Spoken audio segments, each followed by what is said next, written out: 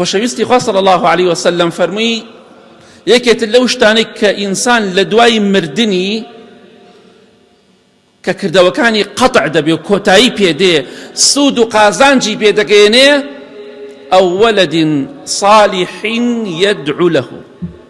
وەلەد واتە کوڕ و کچ. وەلەد مەبەست پێی زانان دەفەرمون وەلەد لە زمانی عەرەبیە ئەولاد کوڕ و کچ ئەگرێتەوە هەردووکیان.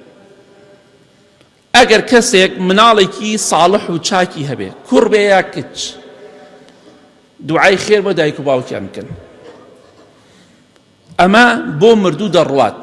مردووەکانتان بەردەوام دوعای خێریان بۆ بکەن، بە تایبەت دایک و باوکتان زیندون یا مردون. یەکێک گەنجێک هاتە لای پیاو چاکێک وتی باشە من چۆن بزانم کەسێکی چاکم، چۆن بزانم من ساڵحم چاکم؟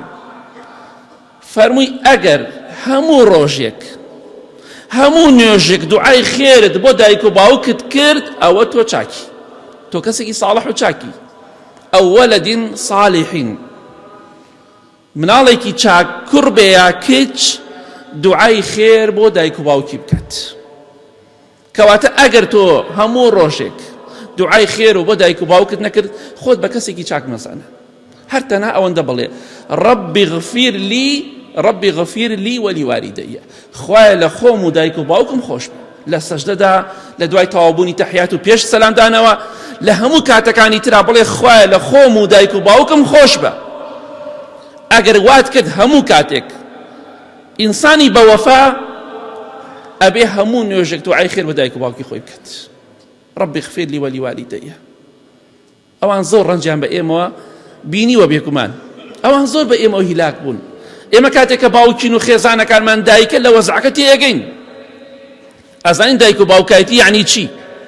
جا ئەگەر دوعای خێر بۆ دایک و باوکت کرد تۆ ساڵح و چاکی، ئەگەر نەتکرد تۆ تاڵحی، تۆ خراپی، تۆ بێوەفای، تۆ سپڵەی بەرامبەر دایک و باوکی خۆت. جا بۆیە ئینشاڵڵا دوعای خێریان بۆ بکەن هەموو کاتێک لە بیریان مەکەن ئەو کاتە تۆ ئینشاڵڵا کەسێکی بەڕێز و چاکی، کەسێکی بەوەفای بەرامبەر بەو کەسانەی کە دایک و باوکی خۆتن بەبێ مەسلحەت و بەرژەوەندی لە هەموو کەساتە تۆیان خۆشویستووە. کەواتە ئینشاڵڵا با لە دوای مردنمان کارێکی وەها بکەین مردوەکانمان دڵخۆشکەین، بەردەوام دوعای خێریان بۆ بکەین، بەردەوام لە بیریان نەکەین هەموو مردوەکان. بە ئیزنی خوای گەورە ئەو دوعایانە کە ئێمە بۆ مردەکانی دەکەین وەکو ئیمامی ئیبن عوثەیمین ڕەحمەتی خوای لێبێ دەفەرمێ باشترین شتێک کە ئینسانی زیندوو بۆ مردووی بکات دوعای خێرە.